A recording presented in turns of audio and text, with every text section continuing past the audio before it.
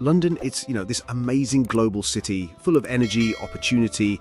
It feels like a place where anything can happen. But underneath all that buzz, there's this really big challenge. It affects millions of people. So today we're getting into the essential facts of London's, well, pretty severe housing crisis. And yeah, to really get a handle on this, let's just start with a bit of a shocking statistic.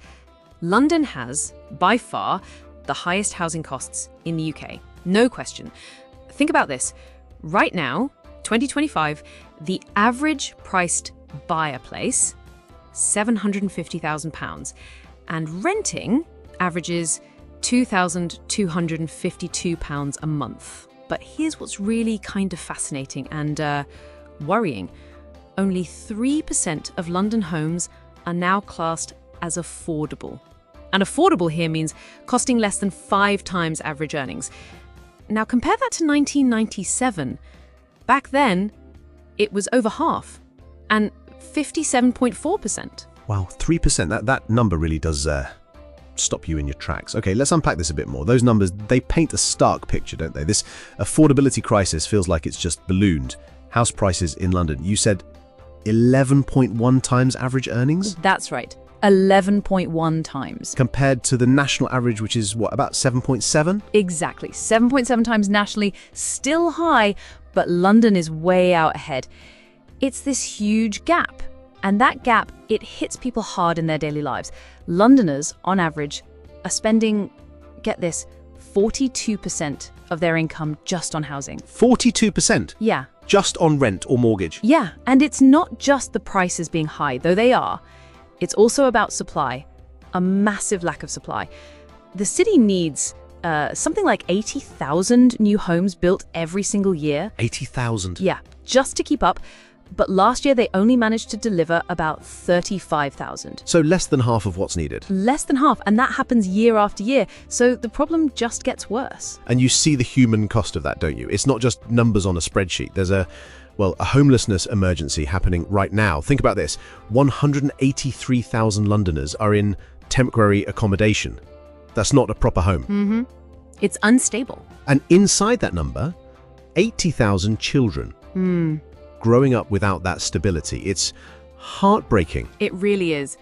Which does raise that important question. Yeah. Okay, who is actually feeling this the most? Because it doesn't hit everyone equally, does it? That's a really good point. Let's look at that. Young adults, young professionals starting out. For so many of them, moving out, getting independent, it's just not happening like it used to. Yeah. And the stress of it all, the uncertainty about housing, it takes a toll on mental health. And things like saving for retirement or even just dreaming of buying a place, it feels impossible for many. And then you look at families with kids. It's getting incredibly tough. There's been a real shift since 2014.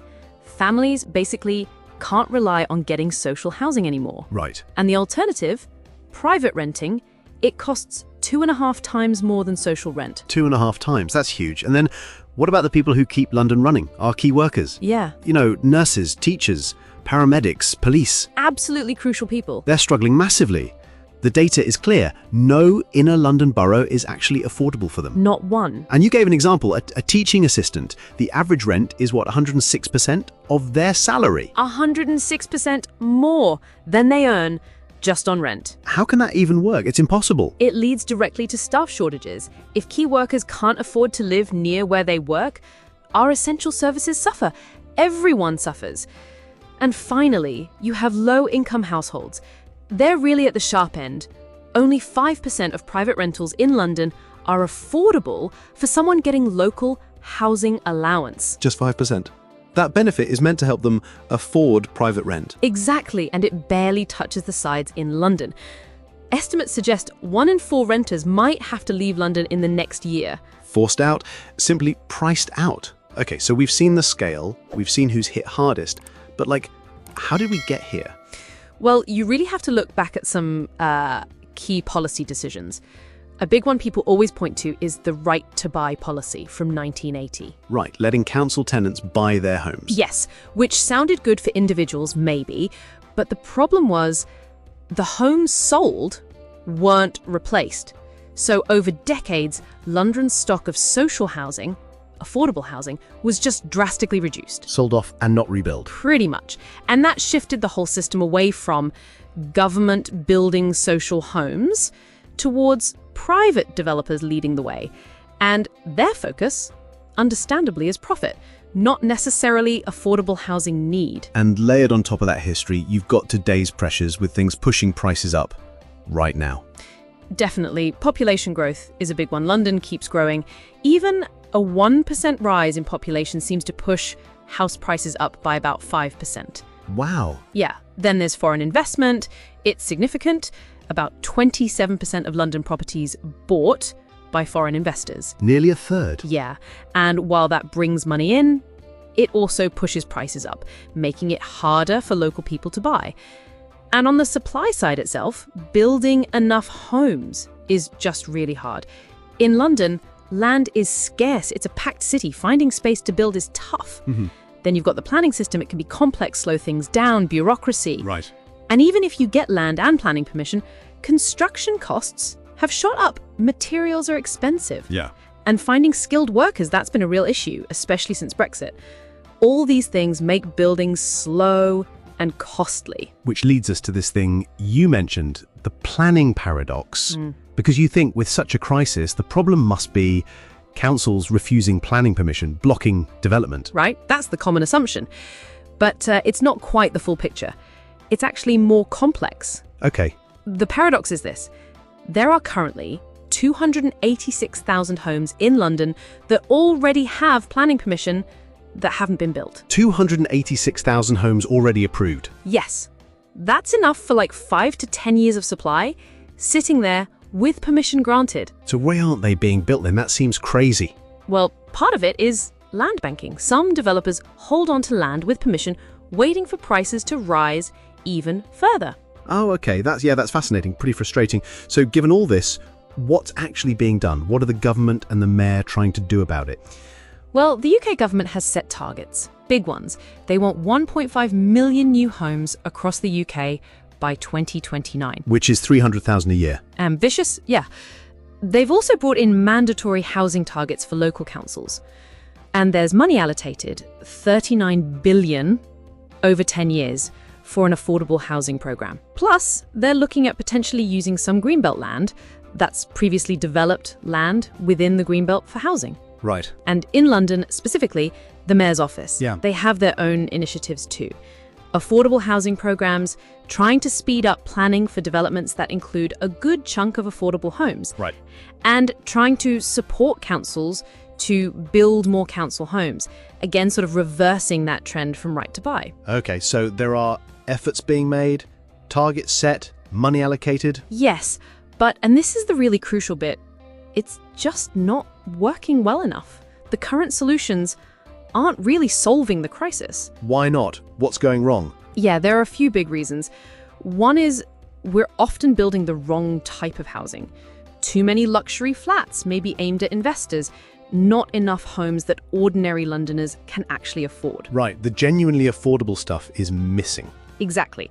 Then there's funding. London needs about £4.9 billion every year just for affordable housing. It gets much less than that. There's a massive shortfall. Okay. And you know, another surprising thing? Empty homes. There are 36,000 long-term empty properties in London. 36,000 homes just sitting empty. Yeah, and that number's gone up 82% since 2016. Homes that could be lived in. Wow. Plus, you've got short-term leads like Airbnb, taking properties off the long-term rental market. Right. Reducing supply again. And that right-to-buy policy. It's still happening. More social homes are still being sold off than are being built to replace them. It's a continuous drain. Okay, so putting all that together, what does the future look like for London's housing market? What should people expect? Well, short term, like for 2025, price growth might actually slow right down, maybe just 1%. There are quite a few unsold homes around and the economy's a bit uncertain, so buyers are hesitant. Okay, a bit of a breather, maybe? Possibly short term, but looking medium term, say out to 2029, forecasts are predicting prices could rise by around 24.5% over those 5 years. Nearly 25% increase in 5 years. Ouch! Yeah, interest rates might come down, making mortgages slightly easier for some. But the big thing is population growth. That just keeps pushing demand up. That underlying pressure isn't going away. So let's bring it right back to the listener. What does all this actually mean for you, trying to live, work, or maybe move to London? Well, the implications are frankly pretty stark. For most people, owning a home in London, it's just getting further and further out of reach, becoming unattainable.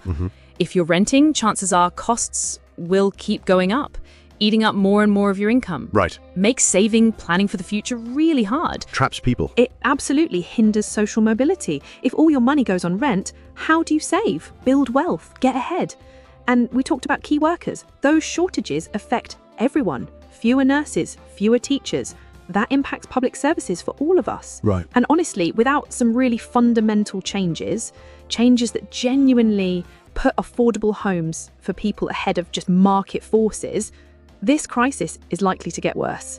And that risks making London, well, unlivable for ordinary people. It's a huge amount to think about, and navigating all this, whether it's housing or anything else in the UK economy, can feel overwhelming. But remember, help is available. If you're looking for support, maybe finding service providers for housing, finance, anything really, check out UK Compass. It's our free online platform. We connect users like you to the best service providers right across the UK, totally free to use. That's all from us today. Thanks for listening.